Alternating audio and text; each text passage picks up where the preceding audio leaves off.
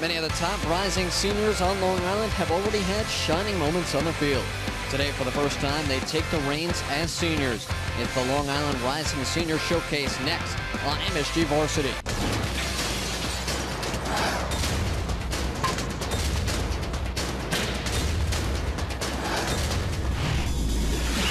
Welcome to MSG Varsity's Camera One presentation of boys high school lacrosse. From Adelphi University, the top seniors on Long Island set to battle. It's Suffolk County and Nassau County in Long Island Rising Senior Showcase. Well, hello again, everyone. Matt Shortis, Joe Lombardi with you on MSG Varsity. Off-season lacrosse for you today. And Joe, these players, a lot of them have already had large impacts on their schools and their respective programs.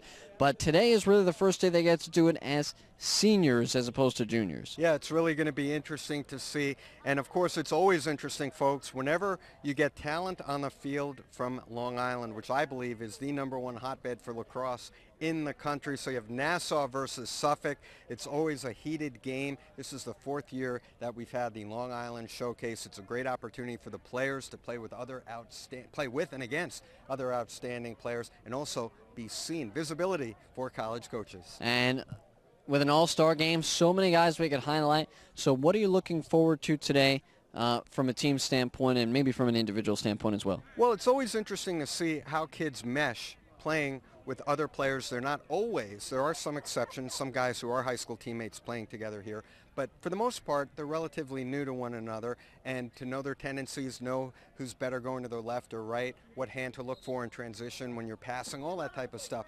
But you know what I'm always impressed with? Obviously the physical skills, and we'll see those on display, but the lacrosse IQs of these kids, where they get it quickly and they make adjustments. And these are guys that have been around the field for a little while. These are the guys that are going into their senior years in high school. So the opening face-off and plenty of lacrosse action to come your way on MSG Varsity.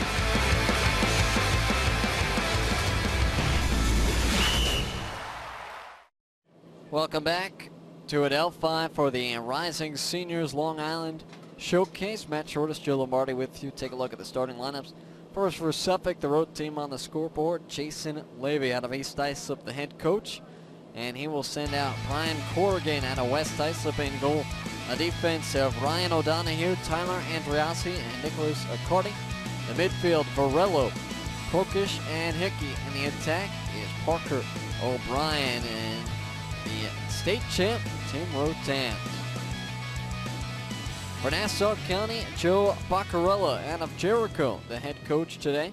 He'll start Will Fitzpatrick in goal out of Wantagh. And the defense in front of Fitzpatrick will be Coleman, Fiella, and Coro. The midfield of Grabner, Bentz, and Rocco Bruto. And the attack of Mann, Worstel, and John Crawley. Our officials today are Steve Murray, Frank Romano, and Bob DeThomasis.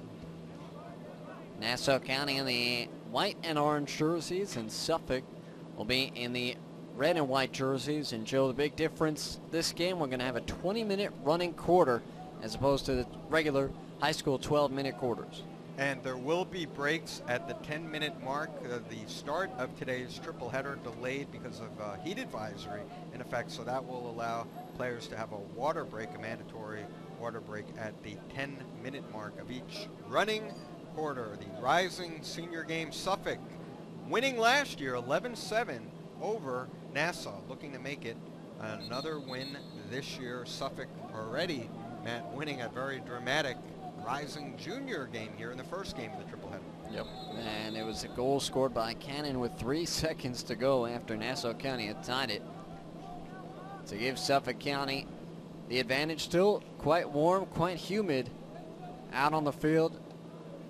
I feel like lacrosse and some of the other spring sports, especially on Long Island, the transition from the start of the season to the end of your season is like no other. You start with hats and wool mitts and gloves on in February, sometimes snow on the ground, and here you are, and it's steamy and hot and humid. Here's a look right on the crease and a save made by Fitzpatrick. Fitzpatrick with a nice early stop. William Fitzpatrick from Wantagh standing tall on the first shot of the game. Big save. Boy, Joe, I saw Wanta probably about on 3 separate occasions this year.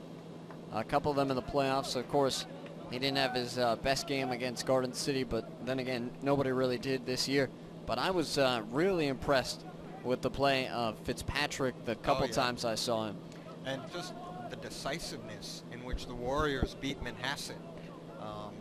Obviously, a Manhasset team that had some injury issues, and not a Manhasset team that we've seen the last few years, but still a tremendous victory for Wanta. And that certainly highlighted the Warriors season. A turnaround shot blocked in front, and it can't be an easy task to come in, step in a goal for an All-American like Gambitsky is now playing at Harvard, and he really didn't miss a beat. Here's a shot and a goal as Suffolk is on the board. Took him about 2.5 minutes from the top right point. And Scott Scannell out of Smithtown East getting Suffolk that first goal of the game. In transition, nice release point for Scannell. He timed that perfectly. He had an opening, he had an alley, just had to decide when is he going to unleash it. Perfect timing, and he is able to get it past Fitzpatrick for the first goal of the game, and it is scored by one of 3 Smithtown East players in this game. And in our Rising Juniors game, Suffolk scored a goal pretty similar to that for their first of the game, and that goal was disallowed because of an offside, but this one will stand. And now Nassau County back on the attack. Pretty talented attack. You have Ryan Mann out of Bethpage, had a nice junior year. Jack Worstel, who I think will probably jump out to some people on a bounce shot. And a nice job by Suffolk's netminder Brian Corrigan on his backside, able to stick the stick up and corral that in. But Worstel, I was saying, stuck behind Dwyer and Kennedy, Gutterding, the real talented attack that was Garden City. And that's what you see in a lot of these powerhouse type programs. You just have to wait and bide your time. Yeah, it's really true. We are seeing some players who had reserve roles and kind of biding their time to step in and step up at the varsity levels. When you talk about programs that have the type of success Garden City has, you're going to always have a good deal of seniors who excel, and that means that there are some guys who could start for a lot of other programs playing behind them, just waiting for their turn. Here's a shot from the right point, just missing wide off the stick of Casey Hickey. And I look up and down the rosters for this game, Joe, and you know, every player on this team, these two teams are going to be seniors this upcoming year. Is a shot and another goal. I believe that was Jesse Parker, the Hills East product, and Smithtown goes on top 2-0. Parker dangerous around the cage, nose for the net, showing it right there. And just like that, Suffolk on top 2-0 in our Rising Junior game, won by Suffolk 11-10. Nassau jumped out in front 3-0.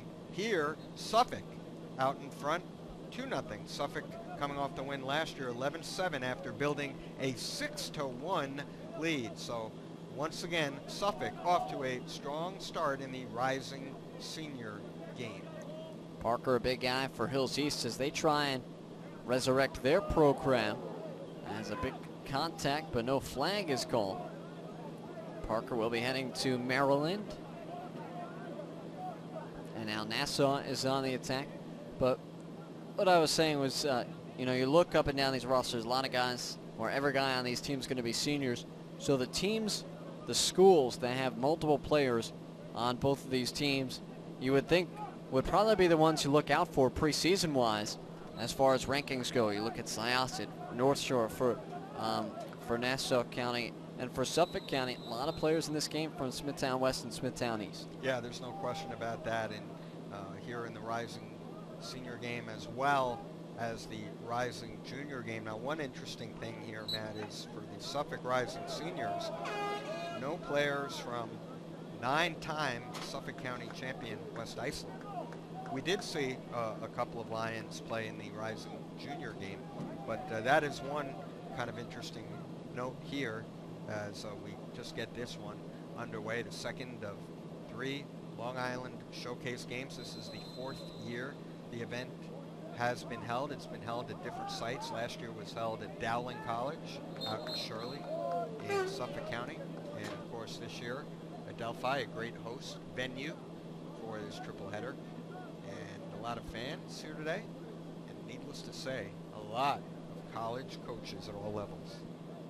Little overthrown on the outlet pass by Brian Corrigan. You'll see each goalie play a half. You have Brian Corrigan and Brian Balcom of Smithtown East, and Will Fitzpatrick and Ryan Fight out of Syosset. Fight, a guy who benefited from playing in these games and these showcases a year ago, as he hadn't seen a heck of a lot of time, but was offered to Hopkins, and that's where he will play his college lacrosse. Yeah, you know, it's hard to believe Ryan Fight will be a senior. I remember getting the word that he had committed to Johns Hopkins, and as you noted, he had not played really other than a few varsity games for Syosset, maybe 6 or 7 games. Looked good, but Dave Petramala, the Hopkins coach, was here for that event, saw Ryan Fight, and just over a month later, he committed to Johns Hopkins, and that was going into his sophomore year, so he played in the Rising sophomore game. So he has seen it from that point all the way now to being a rising senior. And you mentioned he's going to Hopkins. You mentioned Brian Balcom of Smithtown East. Brian is committed to North Carolina, so we have 2 Division I goaltenders that will be on display in this game. And both those guys we will see in the second half. Which I wonder if the coaches planned it that way. It might be an interesting thing to ask. I know the prior game, both coaches were kind of leaving it up to the goalies themselves, saying, when do you want to go in? Do you have a preference? And working it that way. Here's a turnaround shot, and it's stonewalled by Corrigan, and he will try an outlet again. Just about 9 minutes in to the opening quarter of play. Suffolk County on top 2-0 over Nassau in this Rising Senior Showcase. Turnaround, falling down shot by John Trainer. Easy save by Fitzpatrick.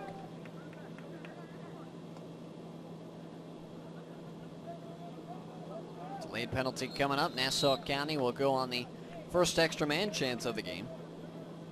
And good opportunity here for Nassau after falling behind 2-0. Will have an extra man advantage and an opportunity to get its first goal of the game. And you want to, early on, get the offense in gear. And obviously there is going to be a little bit of an adjustment period, a filling out period, because you have a lot of guys that aren't used to playing with each other, as we've talked about.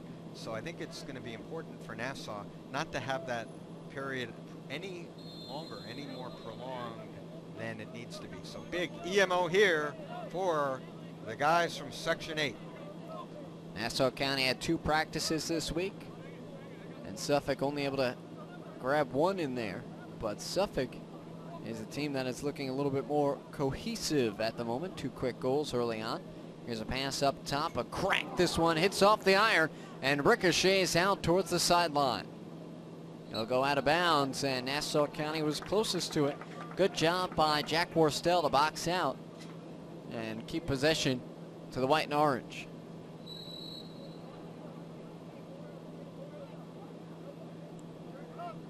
Back up top. It's John Diaz, who had a stellar season for Syosset. This one whistles high. Backing up for Nassau County was John Crawley of Port Washington. Nassau getting some shots, not getting them on net, but able to hold on to the ball. The backup has been there, but looking to cash in here on the EMO. Again, up top it comes. Look on the crease, ball batted down by Dan Infanzone. And now Suffolk coming up with it. Into the offensive box it comes, and Eric Joseph will filter right on. Gotta like the attack of Smithtown West. You have 2 guys in this game, Pat O'Brien and Eric Joseph. And you can't forget about Ryan Keenan, who played in the juniors game. No, you can't. He had an outstanding game. I felt he really triggered the run after Suffolk fell behind 3-0 to really get the game in Suffolk's corner, and then Brian Cannon with a cannon for Northport, and then the clutch goal with what, 2-3 seconds to go in regulation to prevent the game from going, the Rising Junior game from going into overtime for what would have been a second year in a row. Suffolk looking on the crease. This pass picked off. Diaz getting in there defensively, and now he tries to clear on his own. Ball knocked out of his stick. Able to catch up to it, though. And we're going to have a loose ball push against Nassau County. And we'll give it back to Suffolk. I thought that kind of could have went one of two ways. Suffolk was pretty close to an offsides there. Yeah, it's definitely a fine line with some of these calls that we've seen. But you like to see the aggressiveness and you like to see the hustle.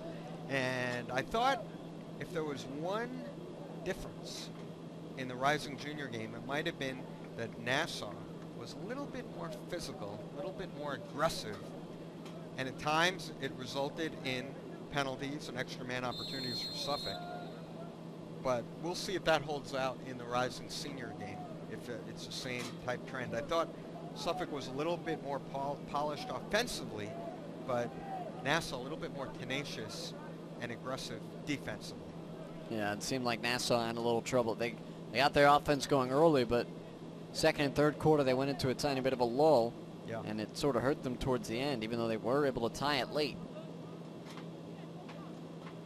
So here's John Diaz, who again really had a stellar season for Syosset as the Braves won a county title. Diaz with a bouncer, and this one saved by Corrigan off the chest protector and trickles out of bounds.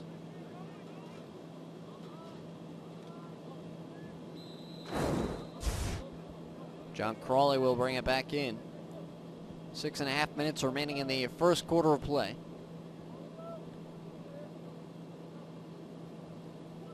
Crawley on the turnaround. Good defense right here for Suffolk.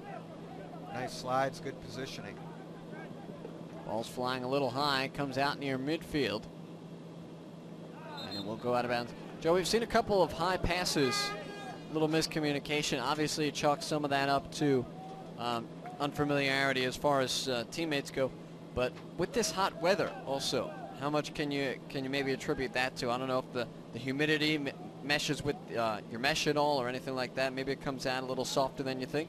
Well, I think in the early stages of the game, you're going to see a little bit of hastiness. I don't know how much is attributable to the weather, but I think that is natural to see. I think that it's right there, you're trying to do too much at once. You're trying to throw before you catch. You're trying to get to point B before you get to point A in some cases. And a lot of that is wanting to impress. You have a line of coaches on the far sideline in their beach chairs. Many of them Division I coaches who have scholarship money available, and you want to impress, and I think that's part of it. But a lot of these players do have experience playing on big stages. I mean, look at these schools. No question. But this is different because it is different. You haven't really practiced with these guys. You mentioned, one practice this week, 2 practices this week. So there is an acclimation process that will usually take at least a quarter. There's a shot that's saved. There's Vada on the shot. And also, I guess it's kind of a different mindset because you are trying to play in the concept of a team game, but you're trying to showcase yourself. So that is a much different aspect of play than most of these players are used to, because you grow up, you're constantly talked about playing team game, but now you want to show off yourself a little bit.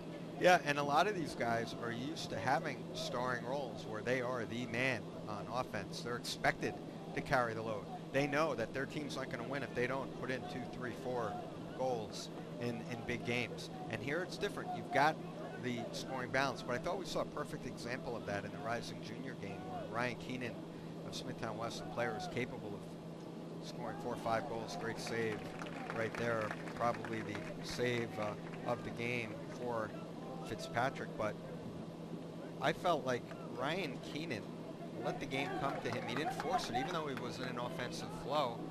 He looked for his teammates. He got everyone involved, and in the end, it wound up being Brian Cannon who wound up delivering the game-winning goal and having a 3-goal performance. So a lot of it is reading, reacting, lacrosse IQ, like I talked about, and seeing what's there and adjusting to it. And it's a game of adjustments, and we're talking about adjusting to the next level too, because all these kids want to play in college, and that is the biggest adjustment going from high school to college. Ryan Mann out of Bethpage called for the loose ball push, and he was a junior on a team of many seniors. I believe it was 16 seniors were on the Golden Eagles roster this year, but he fit in right along with them on that starting attack. Good defensive pressure resulting in a turnover, but we do have a penalty that will give possession right back to Suffolk. 2-0 Suffolk on top, 2:40 remaining in the first quarter play, 20-minute running clock. Suffolk moves it back behind the cage.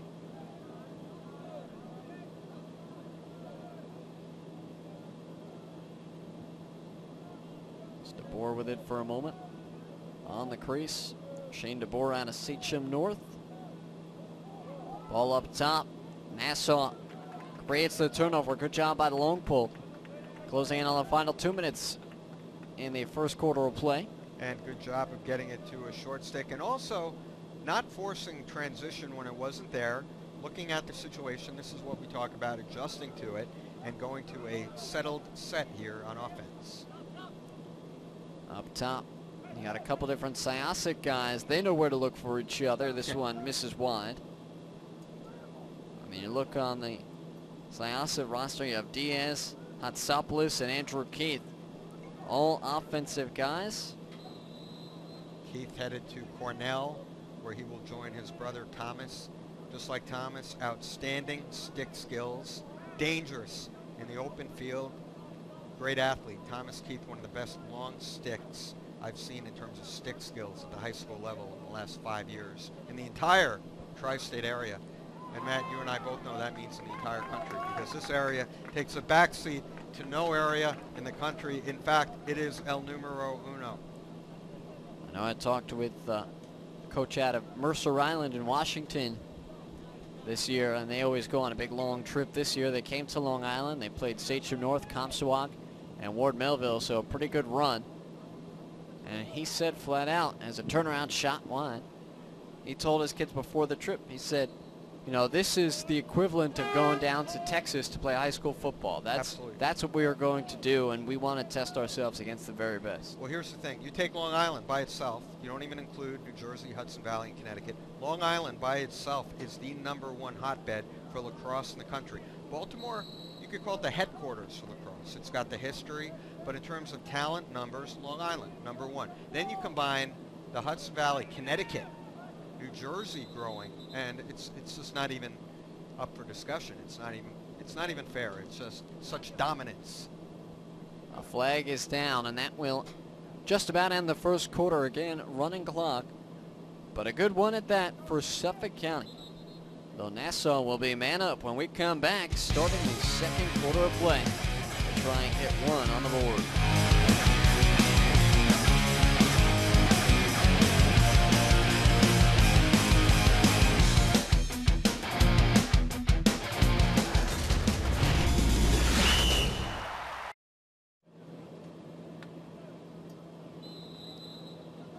Second quarter starting with Nassau County a man up, trying to get their first goal, down 2-0 to Suffolk. Matt Shortis, Joe Lombardi with you for the Long Island Rising Senior Showcase. Chance for some of these seniors to be seen and be noticed by college coaches. And also to get their senior seasons off on the right foot. Here's a crank from the top and a save made by Corrigan. He's looked pretty good between the pipes so far, Joe. He really has. He has looked in control. He has done some good outlet passes, including that one. Here's Eric Joseph, but this pass gets away. Fitzpatrick gobbles it up quickly. Nice ride on the money pass. Nassau County has numbers if they hurry ahead. Here comes Mann, sticking the left hand. Bounce shot just goes high, but a nice job by Crawley to back up. And just being on this stage, being selected to this game, Matt, an honor in itself. Quite a rigorous tryout process to get to this point. There's a spin move moving inside. Nice look behind. Gets through to the top of the box, though. And Matt Prokish out of Eastport South Manor picks it up. Joe, why don't you take us through that process to make this team? Yeah, there are a variety of cuts, and the coaches really assess the skill levels of the players and callbacks, and it's not unlike in some aspects the Empire State Games, which are of course on hiatus. Hopefully, hopeful of returning next year. Plans are in place for that to happen, not finalized yet. But that had been, Matt, for years, perhaps the premier summer recruiting showcase for players in New York State, all regions, all 6 regions. And it was pretty much acknowledged if you made the Long Island Empire State Games team that you had a bright college future ahead of you. And I think without the Empire State Games, an event like this has picked up some of what that event had. Nassau County on the board. Goal in transition. Got to give credit down the other end to Jake Brown, who created the turnover. Started moving it onto the Nassau offensive side. It's a 2-1 game now, early in the second. And John Crawley from Port Washington with that goal. And Attackman finishing it off nicely. Good ball movement. 65, John Diaz. And the PA announcement crediting John Diaz. Our own Tom Leadis crediting Crawley. So we'll have to look at the replay. We'll have to look at the replay, but it was a transition goal. It was nicely executed by Nassau, finishing it off with a much-needed goal, I feel, for Nassau to cut that lead in half and prevent Suffolk from maybe taking the kind of lead that it took last year in the Rising Senior game, a 6-1 lead out at Dowling College. And that wound up resulting in an 11-7 win for Suffolk. I feel like it's a little surprising. I mean, you see the talent that is on the field, and usually in these all-star type games, offense wins out, but it's been a little scoring so far. Yeah, it had. The pace of this game unquestionably has settled, and I think that favors Nassau. Nassau with some good, tenacious, aggressive defense on display early on, good goaltending as well. And just in looking at the rosters, I don't know that Nassau has quite as many offensive standouts as Suffolk. That remains to be seen. Of course, you look at Suffolk, guys like Tim Rotan's headed off to Maryland from state champion Shoreham Wading River. And just as we saw Sean Keenan watching his son Ryan Keenan in the Rising Junior game, Coach Tom Rotan's from SWR, the state champion Wildcats, here in attendance. And it's funny, Matt, they're seated in almost the identical seat. Maybe that's a coach's father's seat. It's about 3 rows down from the edge of the interesting box. Good catch. Though they also spent a lot of time together this summer, Rotans and right. Keenan, because Tom Rotans, one of the assistants on the U.S. Under-19 team playing in the World Games in Finland, and Sean Keenan, of course, his son Kyle, one of the team members, as a shot goes wide. And we did a game earlier in the summer where the U.S. team, the scrimmage, played an exhibition game against a team of Long Island All-Stars, and one of the guys on that Long Island All-Star team was Tim Rotans. Yep. So I asked Tom, have you ever coached against your son? And he said no. We've been kind of talking trash throughout the house. And he went up to Tim and he said, hey, I know everything that you do. I know all your moves. And Tim said to him, I got a couple up my sleeve that you haven't seen yet. And what wound up happening? The U.S. team won. I don't think Tim actually scored a goal. Well, there you go. So, but it was all smiles all around from everybody. It was just good fun. And that's the lacrosse community for you, whether it's father, son, or in the same town or in the same league. It's just good-natured rivalries, and you leave it all on the field. But the other thing that Tom did tell me, because the U.S. team, the amount of team members they have, they didn't have enough to play a full scrimmage, full field scrimmage. So they asked some of the guys from that Long Island team to come over and practice with them, and Tim Rotans was one of them. And Tim had so much fun playing with, some of the top caliber players around his age group. And here's a shot and a goal. No, off to the side of the net. So no goal. Still 2-1. And that shot was taken by Ryan Mann from Bethpage, coming off a great season for the Golden Eagles. So Tim Rotans was saying just the ball moves so fast it never hits the ground, that he had a blast playing with all those guys, and I'm sure he'll continue to feel that way once he gets to the campus of Maryland and he has the chance to play with some more talented players.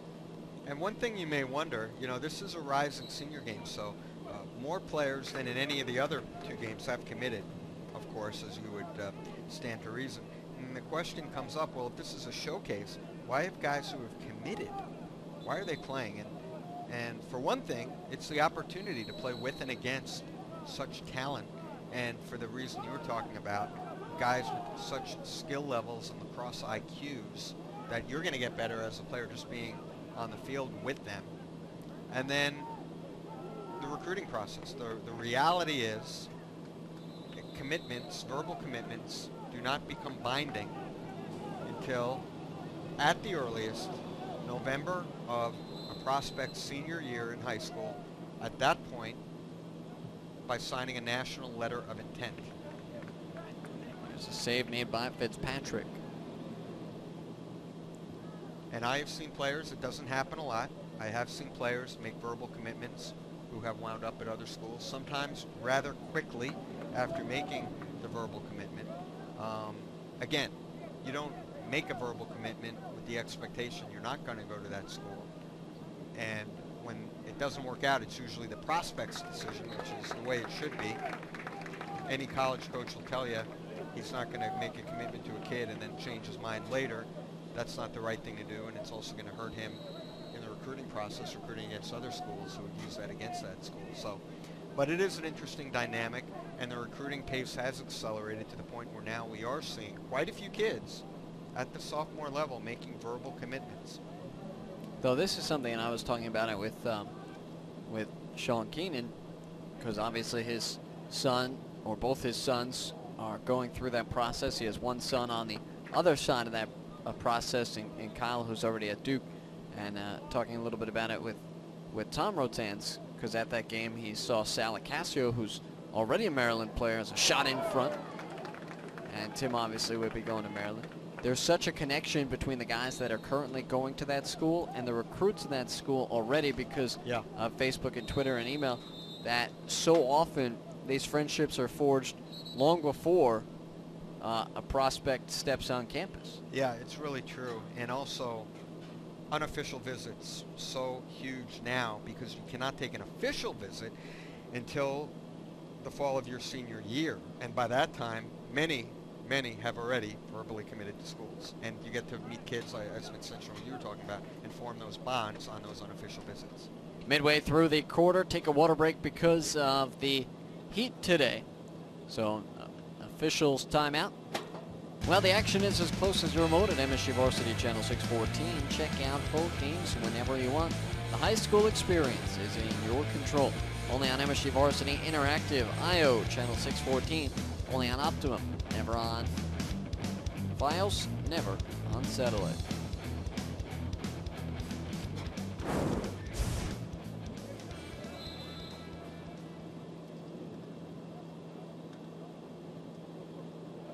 We start back up after the timeout. Ball's on the turf, and Suffolk comes up with it. Over midfield it comes. That was Jesse Parker out of Hills East, picking up the loose ball. Parker comes inside, shoots, and scores. But it looks like this will be waved off as he fell into the crease. An acrobatic move by Parker, but he did wind up in the crease as the shot was being released. No goal, no goal. Score remains 2-1 with 10 minutes to go here in the second quarter. One player certainly to keep an eye out. We talk about the aggressiveness of the Nassau defense. Folks, number 52, Chandler Kirby of Jericho. Love this kid. 5'7", 160. The heart of the line. He is a fearless player. He plays so fast. And Matt, we were talking off air. He is like the Energizer Bunny. He just doesn't stop when he's on the field. Constant movement, and he makes up for the lack of size with that all-out hustle. Number 52 on Nassau, Chandler Kirby, headed to Cornell. Lefty. I know he's somebody that you like a lot. No question. And Jericho, a team you don't always get to see play, not in the county finals or in the LIC certainly, but this kid has had an outstanding career, and he will be a senior, one of the top seniors on Long Island next year, Chandler Kirby. Here comes Long Island with a shot, and again another save. Brian Corrigan has really had a fantastic first half. He really has. Very solid. Maybe not spectacular saves, but in good position, communicating well with his defense, and very important, nice outlets, getting the ball in the offense's hands in transition. Tyler Andriossi brings the ball over midfield. Suffolk will take a timeout with 9 minutes to go in the first half.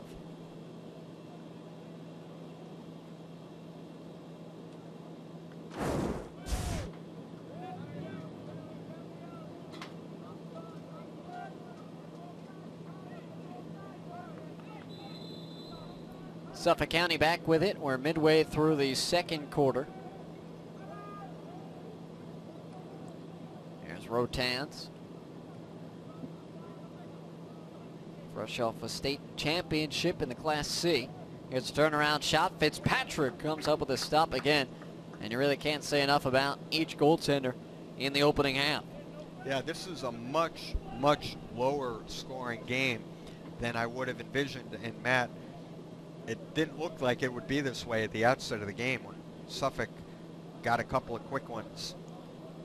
Suffolk scored 2 goals in the first 5 minutes, and they have been kept off since. Again, we're running clock, so 20-minute quarters. That shows you that Nassau's defense has really stepped it up. Falling down for Nassau County was Worstell, and he loses possession. Here comes Suffolk County. 5-on-4. They go over to the left side. Good slide. And a good possession defensively for Nassau County as they move Matt Prokish off the ball. But Suffolk will have it back.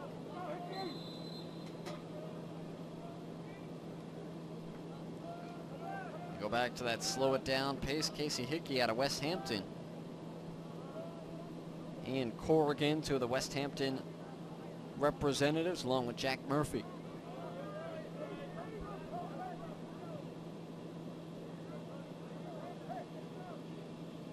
Rotan straight away. And we talked about Brian Corrigan from West Hampton. He is headed to Marist College, the Red Foxes. And I think that's a program he can certainly step in and contribute right away. Rotan's a little high shot. Here's O'Brien now with it. Looks in front, ball knocked down, and a whistle coming up against Suffolk.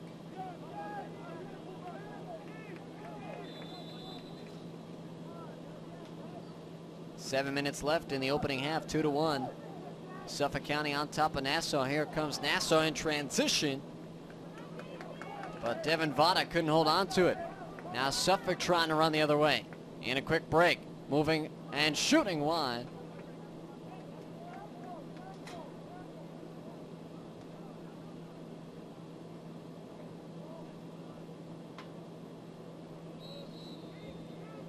Now is Casey Hickey with a good look. Here's a pass, quick stick, and a goal. Sean Gilroy finding Pat O'Brien, and Suffolk has their first goal of the quarter. O'Brien from Smithtown West takes the feed from Gilroy. Sean Gilroy of Northport. He'll be taking his talents to Binghamton University. O'Brien, nice job of finishing the attack unit in sync for Suffolk. Its first goal since early in the first quarter. It's been a long drought. Suffolk County in goal between scored goals. by number 47, Patrick O'Brien. In just about 30 minutes of game time. Yeah.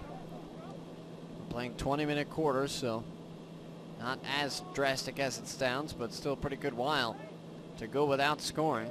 Both goaltenders deserving a lot of credit for that long stretch. Gilroy, of course, the younger brother of Shannon Gilroy, one of the greats Yeah. on Long Island. And of course, Northport's run finally ending this year, the girls lacrosse team. In the, it was in the county final, correct? The Suffolk championship game. I It believe. was in the quarterfinals. Quarterfinals, that's right. As Bayshore Yes. wound up winning their second final in 3 years.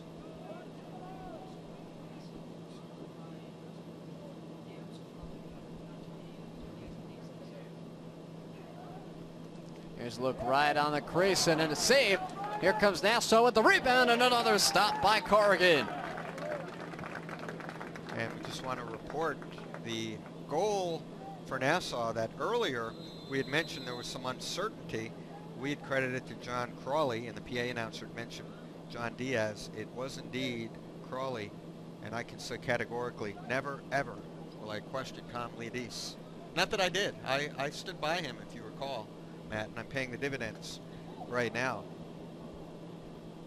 Matt was Should have neutral. stood Matt, firm. you were neutral in the whole thing, but that's all right. I just take the facts as they're presented to me.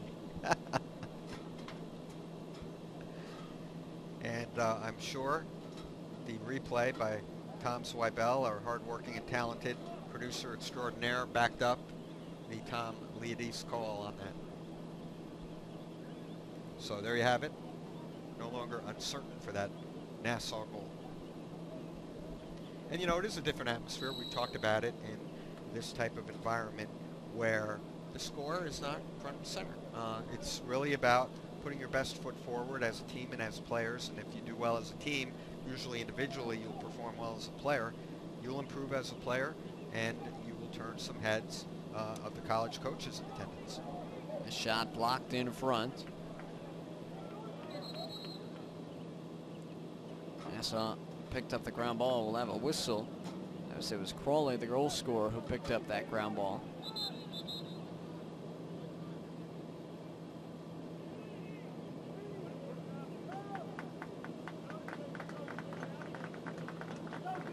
I guess there was an official's timeout because Ryan O'Donohue is getting his elbow looked at on the sideline.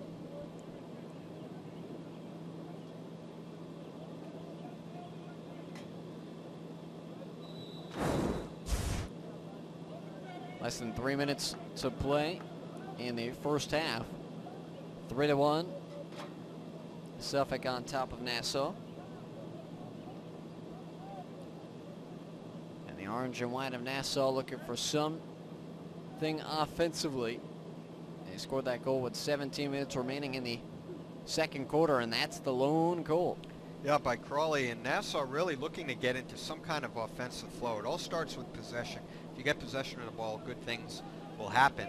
But this team just has not been able to get in sync offensively. And another good save by Corrigan. Very good as save. Andrew Keith was looking for that one. Corrigan would like to have that clearing pass back, and he's a little bit frustrated afterwards. But as a goalie, you have to put that behind you and move on and focus on making the next save. Nassau County takes a timeout with 2 minutes to play in the first. 3-1 Suffolk.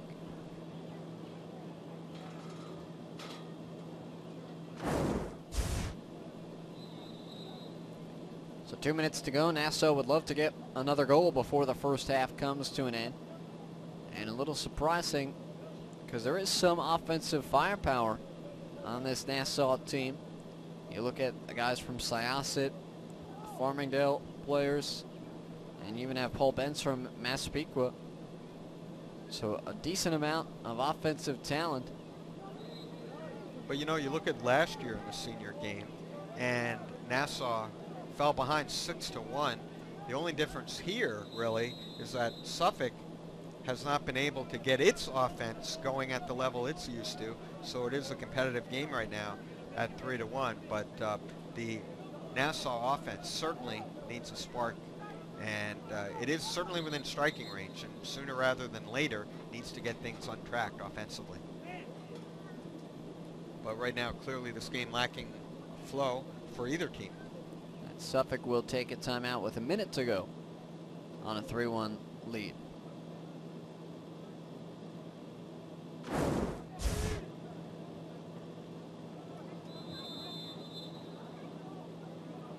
Just a minute to play. Tim Rotan steps into the offensive box. And it looked like in that timeout they might have drawn something up for Rotans. Isolates, gets by the defender. Defense slides over to him, comes over on the right side. Bounce shot misses wide. No question, Matt, that was a set play. Right idea coming out of the timeout. So 45 seconds remain. Here's a look right on the near side and a shot. Again wide, Fitzpatrick going after it, and Nassau will have it. Looking for the cutter right there, but unable to connect with Jesse Parker, the Maryland-bound attackman from Half Hollow Hills East. Need to hurry up with just 20 seconds to go. Pass, athletic play. Yeah. By Parker to seal that one away. Very athletic play by Parker. Pardon me, that was Rotans who now whistles one wide. And a good shot on the run by number 49, Tim Rotans, Maryland-bound attackman, one of a couple of Maryland-bound players we've just spotlighted. So after a half, 3-1 Suffolk on top. Little flurry of action at the end, but neither team could cash in. We'll be back in a moment on MSG Varsity.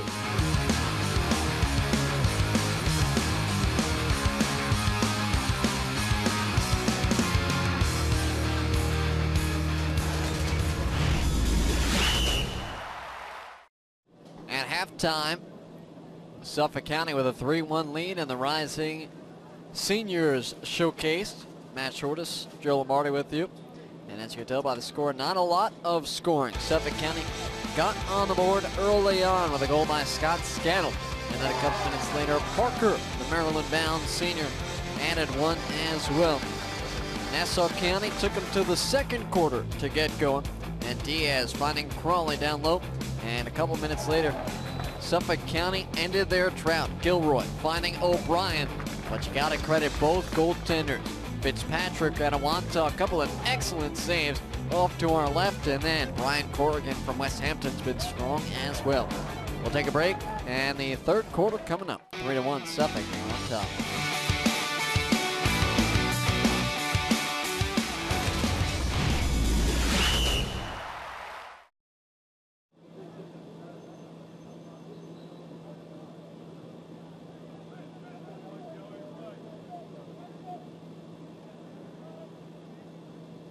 As we start the third quarter, we have two goalie changes. Fight coming in for Nassau County, and Brian Balcom coming in for Suffolk County out of Smithtown East.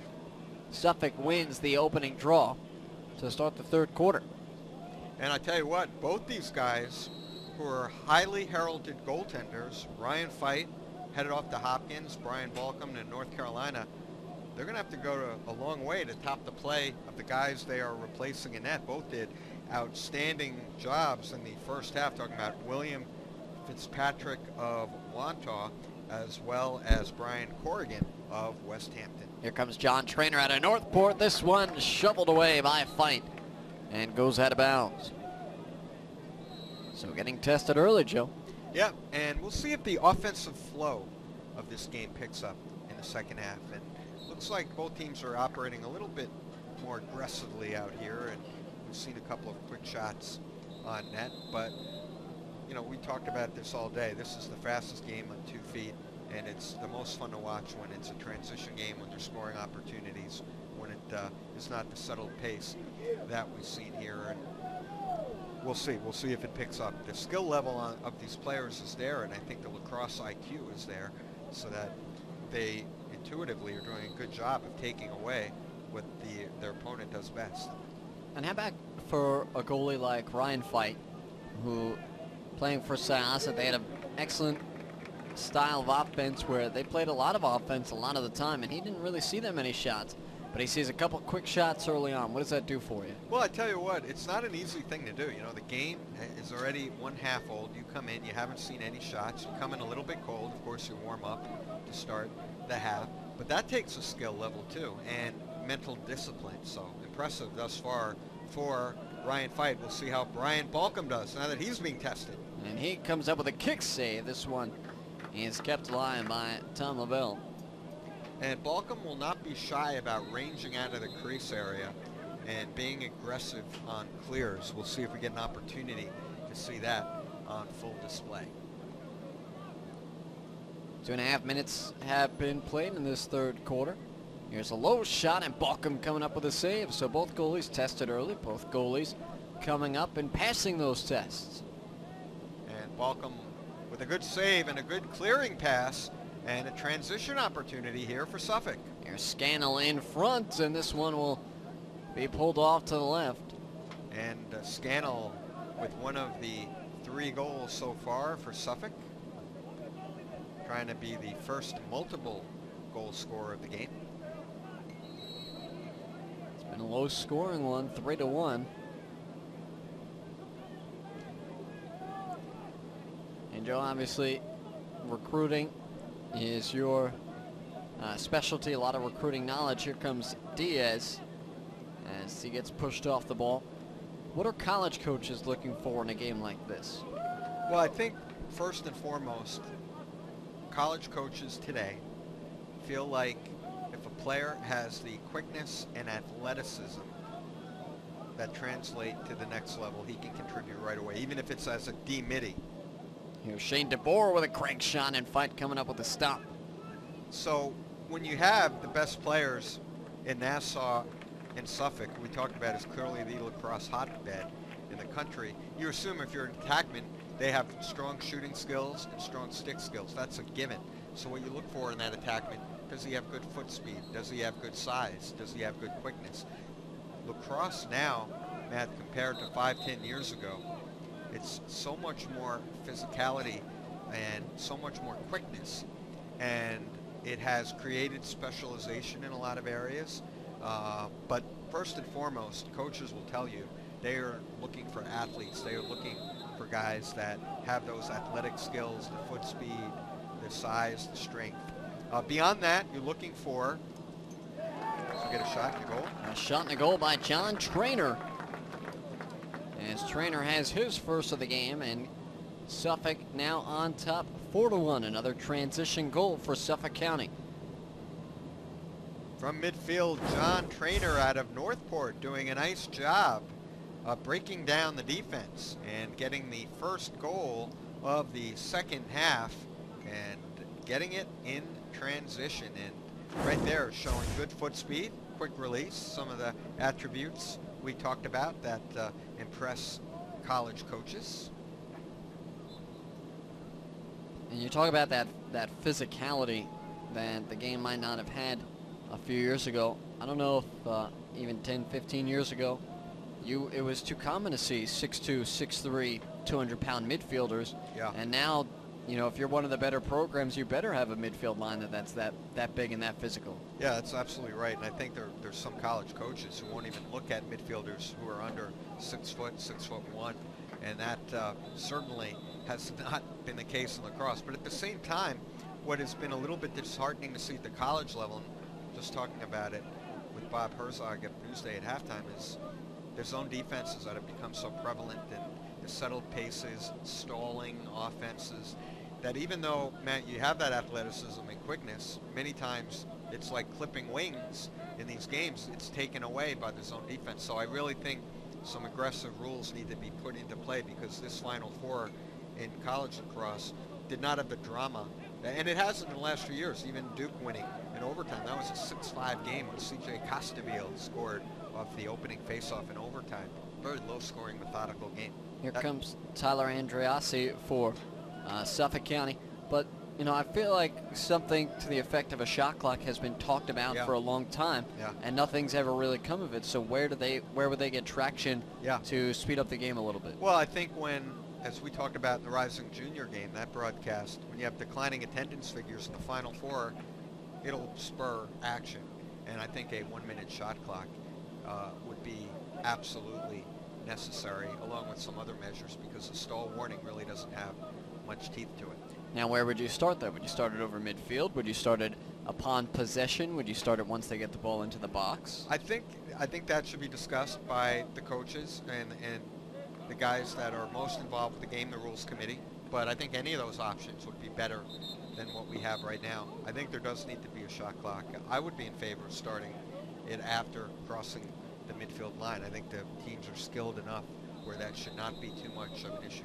Now, my concern, I feel like, if you had a minute shot clock, so to speak, it might play out, the play might play out like that of a minute-long extra man, where you get a team passing around the box 2 or 3 times before they decide to get into their offense.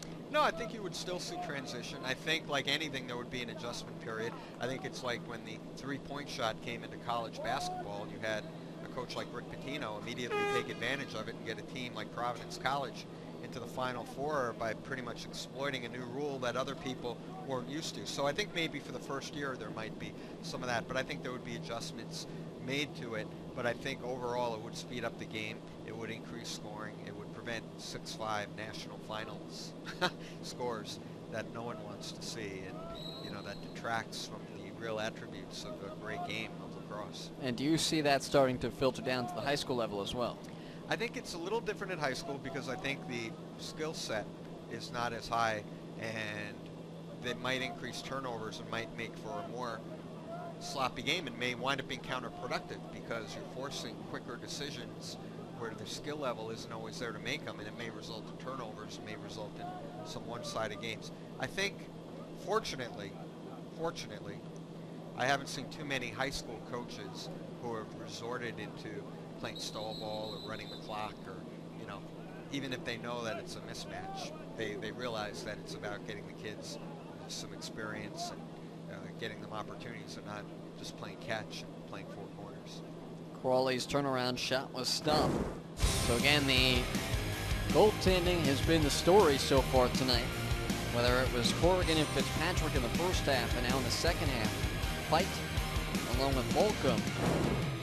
You got to even give credit to especially the Suffolk County goaltenders, because through 70 minutes of running time, Nassau County has scored 1 goal. And one of the players you mentioned out there for Suffolk, Tyler Andriassi, he's an interesting story from Sachem North. Now, he's a defenseman, big, strong player, no question, has the skills, the size, the strength to play at the next level. Now, he committed to UMass, where his brother Michael played, but his brother Michael transferred to Stony Brook, and I think one of the main factors in Tyler committing to UMass was the fact that Michael also played at UMass, so it will be interesting to see where he ends up. There's a shot and a goal. So Nassau County has their first goal of the half, and it's back to a 2-goal game. And making the cut on the dead run, cutting the lead in half, making it a 4-2 game with 9:40 to go here in the third quarter. So Nassau finally gets its second goal. We'll see if this can spark this Nassau team a little bit. It was Andrew Keith from Syosset bound for Cornell. We talked about Andrew Keith, midfielder, outstanding stick skills. His brother Thomas already at Cornell. Talked about the Andriassi brothers, also and that connection, the Keith brothers. Well, they will be playing together at Cornell. Well, you talked about that commitment, that verbal commitment not being binding until November of the senior year. So there is still options, and another reason why a player might keep playing. And usually, from my experience, there's a reason if a player doesn't honor a verbal commitment. Either a coaching change or an unexpected influx of other players at his position he would be competing with, or something along those lines. In other words, it's usually not a whim or change of heart. This is an important decision that thought goes into, even if it's made by a sophomore. So it's not very common, but it can happen. But again, there would have to, in most cases, be a reason to precipitate that decision. Not that there has to be. Again, it's a verbal commitment. It's not binding. It until you sign the letter of intent.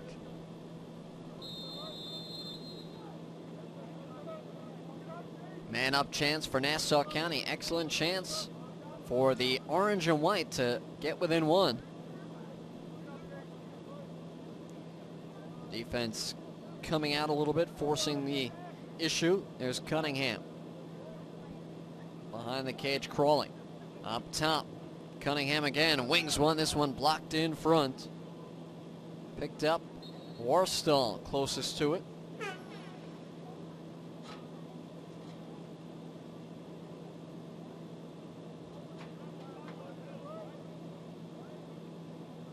And again, there's that difference with the running time, because now, right now, Nassau County, you would think, is losing time on their man-up chance.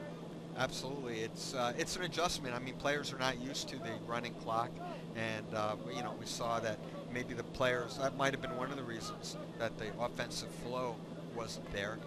But I think outstanding goaltending and good defense by both Nassau and Suffolk has been the bigger reason.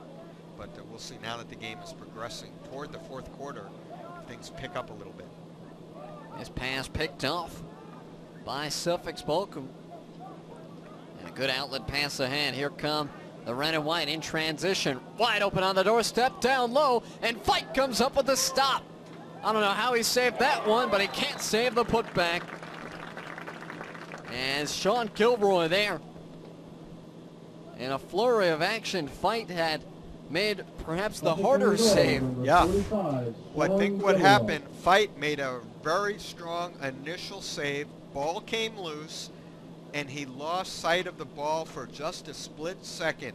By the time he picked it up, the ball had already been released by Gilroy and wound up in the back of the net just as he attempted to make the save. So the putback results in the goal, his second of the game for Northport's Sean Gilroy, bound for Binghamton. Gilroy in the right place at the right time. And just Fight had made a good initial stop. And now Diaz a little slow to get up. So while he gets 10-2, we'll take a break.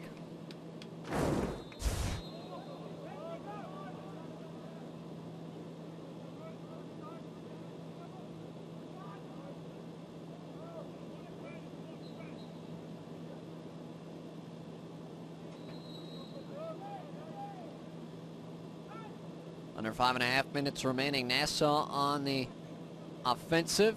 Here's a turnaround shot and a goal. Nassau back within 2.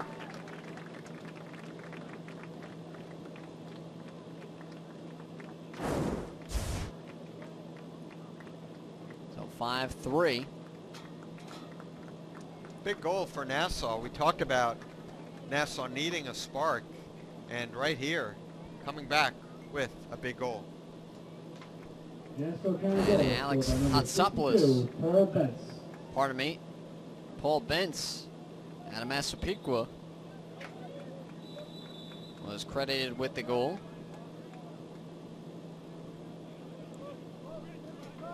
And you always talk about, Joe, winning possessions, winning those face-offs, and Nassau with one there. Yeah, and in the Rising Junior game, just an absolute perfect example of that with Michael Calcagno from Sachem North. Calbagna from Sachem North, doing an outstanding job in the face-off X, the midfielder, and that was one of the big reasons Suffolk came away with the win, and really one of the big reasons that Brian Cannon had the opportunity to score the winning goal. Fight another stop down low.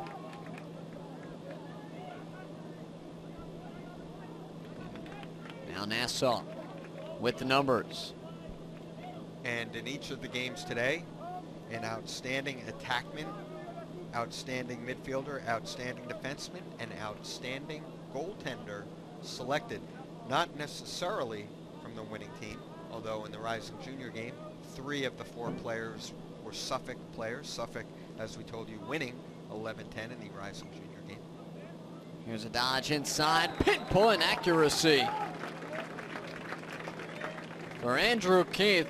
He goes top right corner, near side post and makes it a 1-goal game. Keith again on the run, showing his athleticism, some nice footwork, getting his 2nd goal. And just like that, folks, it's a 5-4 game. Nassau on the run, literally. Back-to-back goals, making it a 5-4 game. We've got a tight one. And the scoring has definitely opened up in this 3rd quarter. We had 2 goals in the first, 2 goals in the second, and now 5 combined goals in this 3rd quarter. Kind of snuck up on you because both goalies have made some pretty spectacular saves. It really did. But just like that, it's a 1-goal game, but a big face-off win by Suffolk, trying to stem the tide here. Nassau with a 2nd half charge. Here's a turnaround shot. This one bounces over the head of Fight. Fight for the loose ball. Here's Gilroy with it. Gilroy looking right on the crease. Drop though. And 1 red jersey, 3 white jerseys around there. And nobody could quite find it except for the Suffolk player. And I tell you what, Fight is a battler. I mean, it's appropriate. His last name is Fight, even though it's not spelled like the type of fight I mean, but he has a lot of fight in him.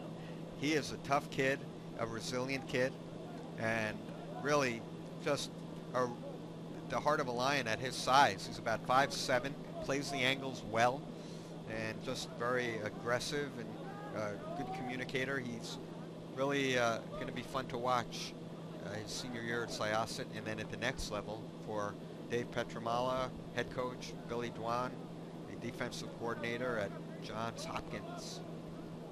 Minute 20 remaining in the 3rd quarter in a 5-4 game. Suffolk on top in the Long Island Rising Senior Showcase.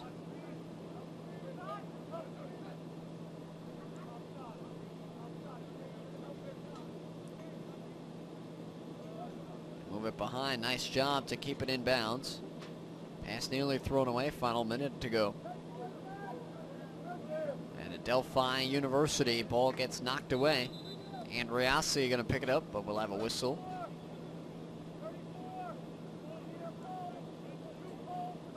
And it will be Suffolk ball.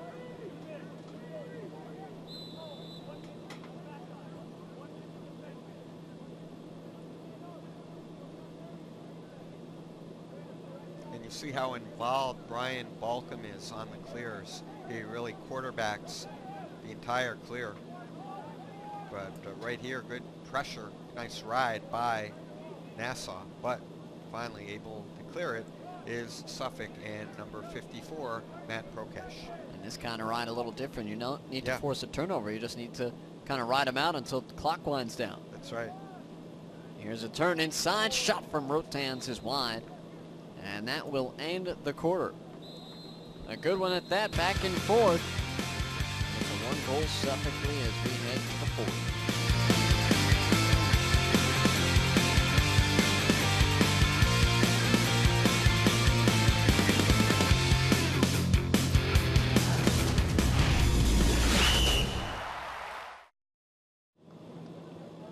Fourth quarter about to unfold. 5-4 Suffolk on top of Nassau. Matt Shortest, Joe Lombardi with you as a face-off infraction against Nassau County. Plenty of college coaches on hand for the Nassau-Suffolk Showcase. A look in front as Nassau will have possession. Joe, if you're a college coach in this game, who has stood out for you? Well, I think defensively, there have been a few standouts that would come to mind. I'm impressed by the footwork and the fundamentals of the closed defenders. I'm also impressed by the goaltenders. And I tell you what, I think we are seeing 4 of the better goaltenders performing in the entire tri-state area today. It's just impossible to overlook. Starting off in the first half, Wanta's William Fitzpatrick. And there's a goal from the right side for Nassau County. We're all tied up. Jack Worstel, his first of the game, and it's a 5-5 game. And now we're starting to see a little bit of offense, just as I talk about the goaltenders. Worstel from Garden City with a nice cut. And the attackman finishes. Just like that, we're tied at 5-5. 4 straight goals for Nassau. This Nassau team that trailed 3-1 at the half. And I tell you what, it has been quite a run indeed, and impressive to see. And you think he's learned a couple things playing alongside Kennedy and Dwyer for the last couple of years, and along with his classmate, Gutterding? Yeah, that's quite a group, and Justin Gutterding is here watching this game, and good to see supporting his teammate. And as you said, when you play with an attack unit as talented as that one, I mean, Dwyer, Kennedy, Gutterding, you got to wait before you break into that starting lineup a little bit. But next year he should have an opportunity, without question, with Kennedy moving on to Deerfield and Dwyer moving on to Harvard. And not only that, but when you do get the reps in practice, you know, going up against the likes of Eugene Berkery and Dan Marino, not an easy task to shoot on him on the cage. Not at all, and that's one of the reasons a lot of the kids who have committed, not Worstel, who is uncommitted, but are playing in this game, because it gives them an opportunity to play with and against players at that talent level where they test themselves and improve themselves. Kept alive. Here comes Worstel again. Worstel shooting in, and it's saved by Balcom. But Worstel gets the rebound, and loose ball is Nassau County's. Good aggressive move by Balcom in net, standing tall.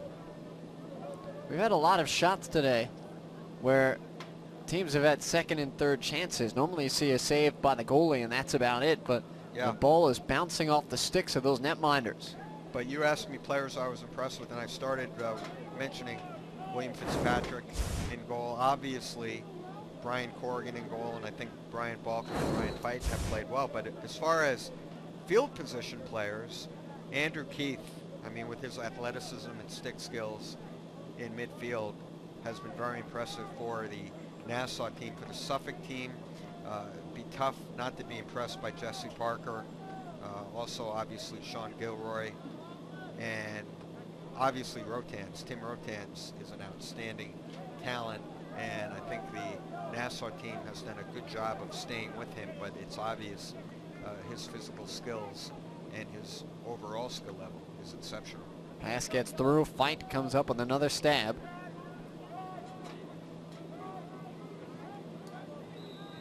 You got to credit Adelphi University for hosting all 3 of these games without any problems.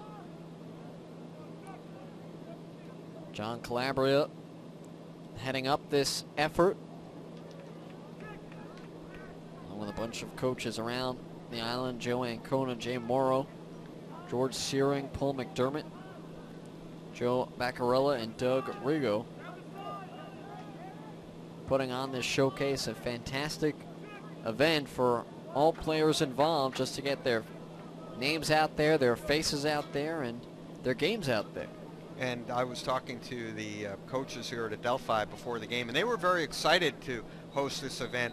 And Matt, you talk about what the players get out of it, what obviously the college coaches get out of this, but a facility like Adelphi, strong Division II program, gives them an opportunity to open their doors and to welcome not only these players, but also their families and the lacrosse community. And it's a gorgeous facility here in Garden City.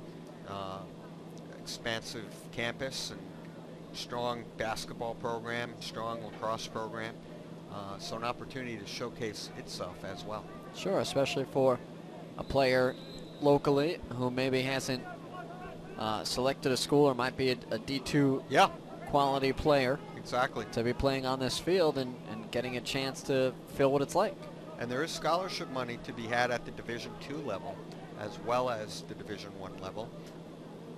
Division III, however, is the exception to that. There cannot be any financial scholarship money attached to athletics. Though academics is okay with them. Front and center, absolutely. A great level of lacrosse to play at. We've seen such a rise in the number of Division III programs. We've also seen some brand new Division I programs, full scholarship programs such as Marquette, University of Michigan, in men's and women's lacrosse.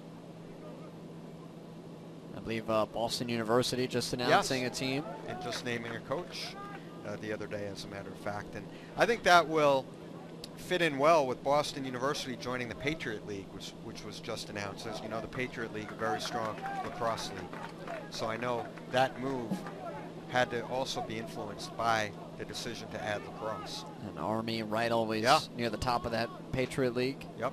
Lehigh, Bucknell. So some quality lacrosse. Interestingly, I think sometimes when you look at a Division III school, because there's not a lot of quantity at the Division II level for lacrosse. That's right. There are top junior college or Division III schools that I think would contend or even be better than some of the Division II schools. Yeah, I think that's definitely true. And there is obviously the lowest number of schools fielding lacrosse teams at the Division II level, but there are some good ones, especially in this area. Dowling College. CW Post always at the top. Dowling winning the national championship this year in D2. CW Post winning the national championship before that. And if you go a little bit north of here, the other team that's always in the mix is Lemoyne. Yes. Close to Syracuse. That's right. Flag coming down against Nassau County. Suffolk will have a chance to go a man up. And getting lost a bit in our conversation, we're in a tie game. Yeah. With just 12 minutes to play. And we do have overtime, and in fact last year we did have an overtime game, the junior game, Suffolk winning 8-7 in OT. We almost had an overtime game again this year in the junior game, had it not been for Brian Cannon's cannon with 2 seconds to go in regulation, winning it for Suffolk from Northport, the UNC-bound attackman with a clutch goal. And I think earning himself attackman of the game honors with that one right there. If it was any doubt prior to the goal, there wasn't any after he scored it. Yeah, it was some finish. Nassau scored 2 goals in the final minute and 20 seconds to tie it up. And they did tie it up with about, I'd say, about 30 seconds to go. And because of the running time, both teams had to score in a hurry. They actually scored it up with 39 seconds to play. Yeah, that was quite a flurry. And one of the things that was critical, of course, was Michael Calcagna on face-offs. Critical, winning after Cannon scored once, winning again. Calcagna coming in, getting another win in the face-off X, all coming down to possession. And that's been the key in this comeback for Nassau in this game, is possessing the ball, having the scoring opportunities, and able to come back and tie this one up at 5-5. Now, we talked about this pace, though, does favor Nassau. Nassau does like to settle things more offensively than Suffolk. Suffolk will look to get up and down the field a little bit more, and you have to credit Nassau for taking that ability away from Suffolk, so that you have the type of pace that is to its liking. It's much more methodical, play stoppages, time to run set plays.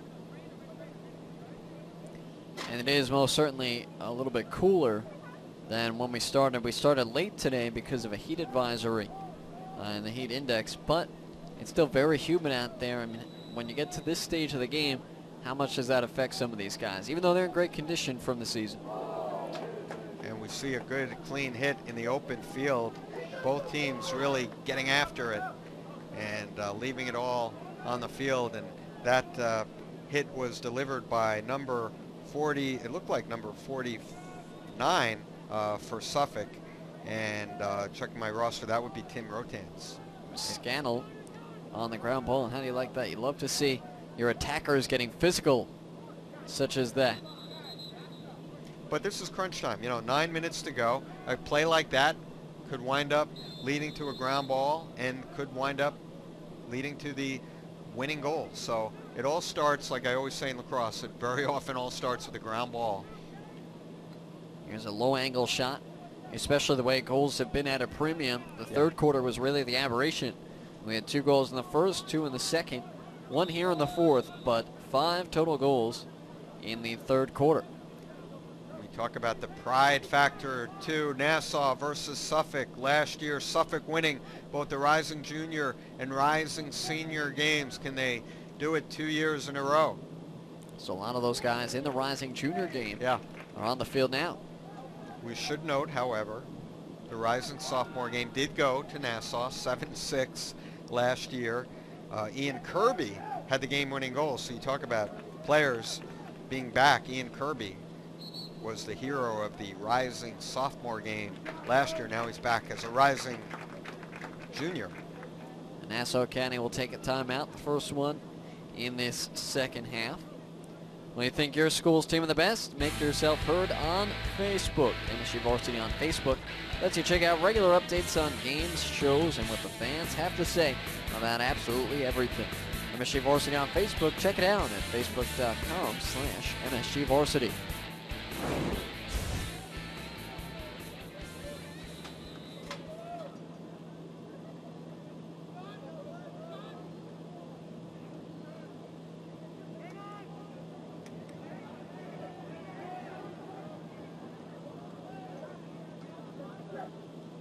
Here's a shot, and Balcom again with another save.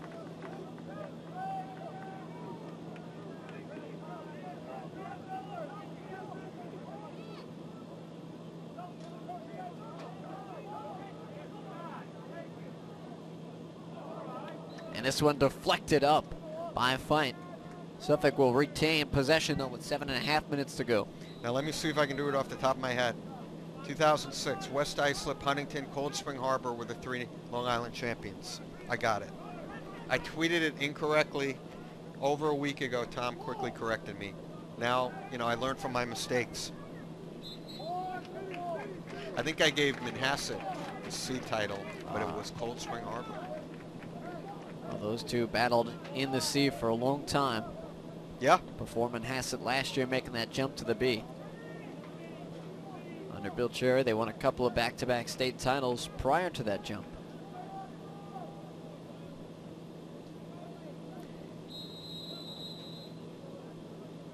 And interesting, in the second year after Manhasset moved up to B, that's the first time Garden City wins a state title since 2000. A lot of folks question, can Garden City even get out of the county, let alone win a state championship? Well, that program really rose to the challenge of having to go head-to-head with Manhasset in the same class. It'll be really interesting to see in years to come how that shakes out with those two both in Nassau Class B. Absolutely not an easy task. Almost, almost sort of like a, you know, a couple of years ago, the American League East in baseball, where whoever won out of the Yankees and the Red Sox, you kind of figured that team was going to be in the World Series. Or even you look at League One in Suffolk County between Smithtown, West, Ward Melville, and West Islip. Whoever makes it out of there is in pretty good shape in the state tournament. But it should be noted, it has been West Islip 9 years in a row, and those programs are right there banging at the door, but it seems like the Lions find a way. Scott Craig and company. We talked about in the Rising Junior game how those Suffolk teams tend to be offensive oriented. Well, the one team that really does have as its foundation defense has been the most successful, West Islip, and that cannot be a coincidence. A lot of good young studs. We had a couple of West Islip defenders in that Rising Junior game. Yes.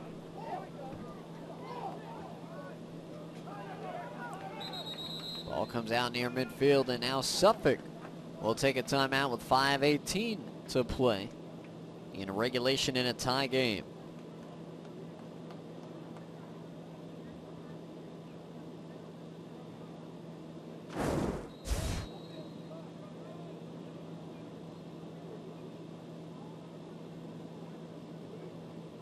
Suffolk County with it out of their timeout. A little more than 5 minutes to go in regulation in a tie game. Here's Rotan's little crank shot, and fight comes up with a stop. Joe, both these goalies as advertised. It's going to be tough for whoever scores next to get it past one of these kids. Ryan Fight, Ryan Balcom, as good as advertised. We saw them throughout the regular season. Both had strong seasons, no question about it.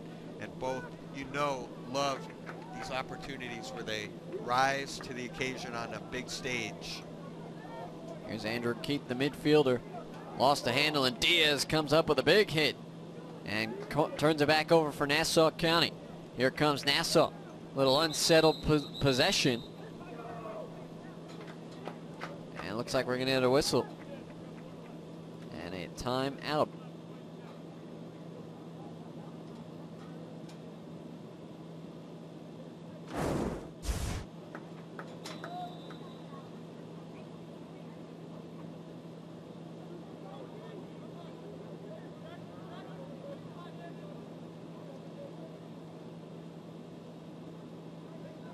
Here's Diaz, got to watch out for him. Such a dangerous player. Sticking the left hand now. Bounce shot. Balcom the save. And comes up with a rebound. A short one. Definitely the right idea right there for Nassau. That was Ryan Mann from Bethpage with a quick release. We thought they would go with a quick hit play, and Nassau did. And it took a strong save by Brian Balcom to prevent Nassau from taking the lead. And a failure to advance will be whistled against Nassau County. So 3.5 minutes in regulation. Somebody hoping to score. Long pass, nice crossfield pass for Hickey. And we're seeing Suffolk looking for a transition opportunity, but a really good job by Nassau getting back on defense in transition. That comes down to hustle, hard work, and stamina. Folks, don't forget, we're in the late stages of the fourth quarter on a hot, humid day in which the first game of the triple header was delayed because of a heat advisory. So that's no easy task to have the stamina to get back on defense exhibited right there. You mentioned the late game situation. Not only that, but playing 20-minute running quarters. Yeah. So a little bit longer time for these guys to get showcased. Here's a look in front. Ball knocked down. Fight going to clamp down. And we have 2.5 minutes to play. In regulation, there has been one goal scored in this fourth quarter, and it came a minute in. Jack Warstel out of Garden City tying it up at 5. Here comes Nassau County. Looking right on the crease, looking for that extra pass, but it's picked off by the long pole of Garden City. Andriassi had it. And a whistle. I didn't see what the whistle was down the left side, but Nassau County will have possession. Good aggressive play by Andriassi originally with the change of possession as a result of it, but right now it goes right back to Nassau. Clock running. So now we're inside 2 minutes, and as you mentioned, the clock is running. Here's Diaz up top. Nassau going to go into a little slowdown. Now Diaz starts his dodge. Lefty shot, just pulls it wide. He had the right idea, but he did not have the right angle. Goes wide in the net. And Balcom did not have to make a save on that one. Minute 28 to go. Looks like this one will have a photo finish just as our prior game. Here's Crawley up top. Scored the first goal of the game for Nassau. Crawley on the right side. Closing in on the final minute of play. Crawley back behind the cage at the X now. Starts his dodge. Changes sticks to the left hand, looking to center. Tries a centering feed, but nobody home. Pass picked up, though, by Hatsopoulos of Syosset. Hatsopoulos, little spin, 50 seconds to play. His pass taken away. Here comes Suffolk County.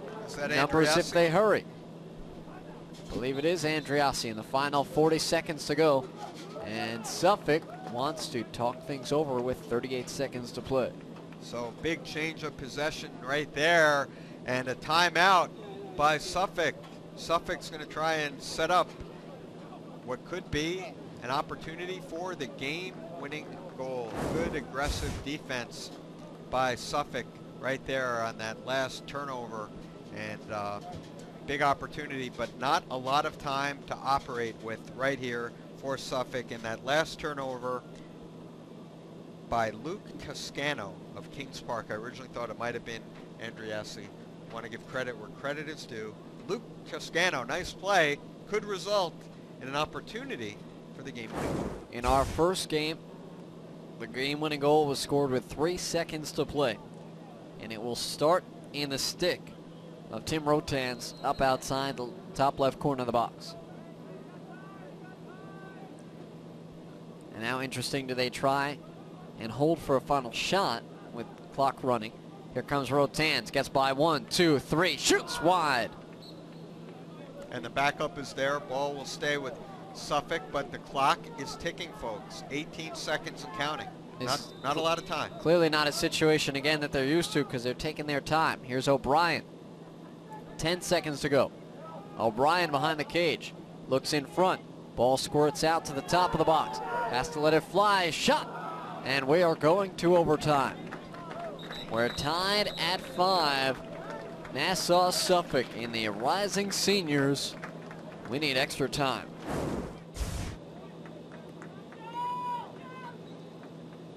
We head to overtime in the Nassau Suffolk Rising Senior Showcase match. Shortest Joe Lombardi. There was one goal scored in the fourth quarter. It came off the stick of Jack Worstel to tie it up. A low-scoring game. We're tied at 5. Nassau County with possession out of the infraction. Here comes Diaz. Little spin move. Lost his balance. Gets inside. Has his hands tied up. Manages to escape, but a timeout will be called by Nassau County.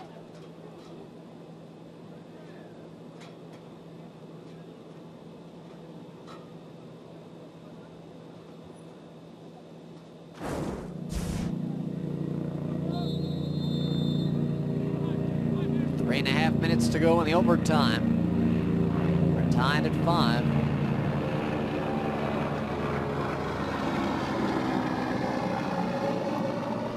There's a dodge by Keith. Turned aside. Up at the top of the box. Defenses have been strong all game long. Now Diaz tries to shake free. Diaz pushed away. Somehow scored through 2 defenders, calling for it back behind the cage. Crawley. Crawley starts his dodge. Turnaround shot, and it's stopped in front. Suffolk comes up, but he was out of bounds. That was, the defender was out, late whistle, and Suffolk turns it over. I tell you what, John Diaz did a nice job of threading through a double team, hanging onto the ball, creating a good shot opportunity, but it has been a goaltender's night, and Brian Balcom really coming up with a good save. Crawley starts in the near side corner. Here's Paul Bentz with it now.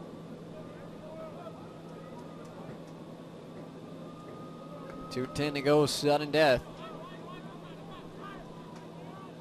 Bentz trying to turn his way back near side. Goes far side post, back over to his left side. Bentz looking in front. Little cross pass to Crawley. Crawley, jump shot, blocked in front, just squeaks over the stick of Balcom, and lucky for him, was not on line with the goal. A couple of good opportunities for Nassau, but Suffolk able to thwart them. But back it goes to Nassau. Here comes Nassau calling for it in front. Balcom, nice job to play it out. And if he got a piece of it, it should stay with Nassau, but I guess he didn't. We told you Balcom likes to range out of the cage, and he did right there. And he's also instrumental in the clears. And right now, he's going to be communicating with his defense. No transition opportunity here for Suffolk. 2.5 minutes in, Suffolk has not had a possession in their box, but now they're looking for one. Here comes Hickey, shoots and scores. Suffolk overtime winners 6-5.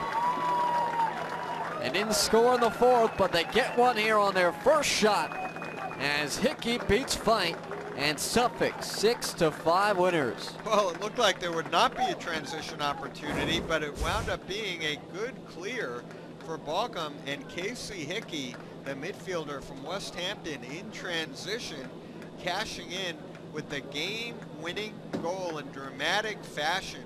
We've seen a couple of dramatic game winners. Brian Cannon in the Rising Junior game, the 11-10 win for Suffolk, and now another Suffolk win, ending in dramatic fashion, 6-5 on the game-winning goal by Casey Hickey. A good night for Suffolk and a good night for West Hampton. Corrigan with an excellent first half in goal, and Hickey The game winner gave Suffolk, the 6'5" rising seniors, the victory. We'll be back shortly to wrap things up from Adelphi University.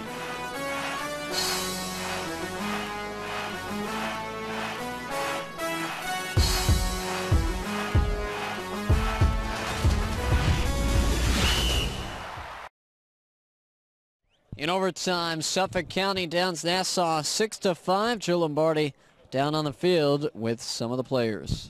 All right, Matt, we've got our outstanding players. They've all got their sticks from Lacrosse Unlimited, and we will introduce them going from left to right. First of all, our outstanding goaltender is Ryan Fight from Syosset. Outstanding game. Outstanding defenseman is Jake Brown. Then we move over here to the kid who got the game-winning goal, and we'll be talking to him out of West Hampton, Casey Hickey.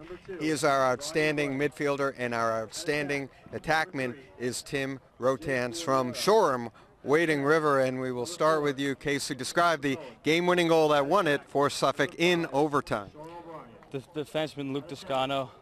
I was being guarded up, not being guarded upfield. Luke Toscano gave me a bullet. We had a fast break, no one slid, and I just shot. Luckily got 5-0. And Tim, obviously, after that timeout in overtime, we thought you would be one of the guys who touched the ball. You were. What were you guys looking to do there when you had the opportunity to win the game? We were just looking to get a little picks up top, run it behind, get some picks on the crease, a little double picks, and just look from there and kind of wing it. Thanks a lot. And Jake, obviously an outstanding defensive game today. Why do you think that was? Why was this such a defensive-oriented game? We had a great goaltending down with a Fight and Will from Wonton Syosset. Helps out a lot. Also, all the guys gelled together, played good defense. We all knew what we were doing. We worked together, talked through stuff. Talking's a big part of defense. It's the main thing going on. And it was certainly, for a lacrosse purist, fun to watch. Also some outstanding goaltending play, as you mentioned. And Ryan Fight, this game for you has meant a lot. As a rising sophomore, really got you noticed. And right now, as a rising senior, to participate here and have a down-to-the-wire game, what does it mean now for you? Yeah, it was all fun and games. Obviously I wanted to get the win, but I had a great time today, so I was happy to be able to play and get this opportunity to play with best from Nassau, best from Suffolk. It really meant a lot to me. And a lot of fun to watch. Great lacrosse here at Adelphi University. Thanks, guys. Matt? All right, Joe, against Suffolk, an exciting victory and defensive battle. But a good game all around. Suffolk County 6-5 winners tonight. That'll do it for us from Adelphi University. For our camera operator and producer, Tom Swibell, for Joe Lombardi, I'm Matt Shortis. We'll catch you next time. The Suffolk Rising Seniors, winners today on MSG Varsity.